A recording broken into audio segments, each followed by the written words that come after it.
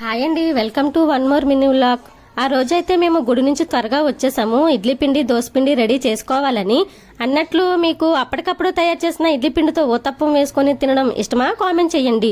మరి ఇడ్లీలు దోశలు తినడం అయితే చాలా సింపుల్. పొట్టుపప్పు కడిగి ఇడ్లీకి దోశ పిండికి రెడీ చేయడం చాలా కష్టం కదా. మా అత్తయ్య ఈ పనుల్లో నాకు సాయం చేస్తారా లేదా వీడియో లాస్ట్ వరకు చూడండి, స్కిప్ చేయకుండా.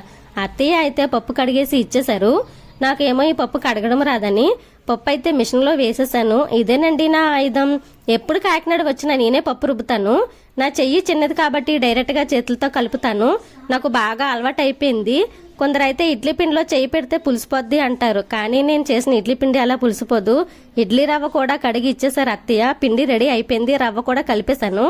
నేను ఈ పని అంతా చేసేటప్పుడు అత్తయ్య పిల్లలకి మామయ్య గారికి భోజనాలు పెట్టి అంట్లయితే కడిగేశారు. అన్ని పనులు అయిపోయాక అత్తయ్య వస్తే నేను దోసపిండి పట్టి భోజనం చేసేసాను. కొంచెం పప్పు ఉండిపోతే ఇంకా పని అంతా అత్తయ్య చూసుకున్నారు. నాకేమో పెళ్లి అవ్వకముందు నుంచి ఫ్రెష్గా చేసిన ఇడ్లీ పిండితో ఊతప్పం వేసి అందులో అల్లం, జీలకర్ర, మిర్చి, క్యారెట్, ఉల్లిపాయ ముక్కలు వేసుకొని క్రిస్పీగా అయ్యే వరకు ఉంచి తర్వాత తింటే ఉంటుందండి.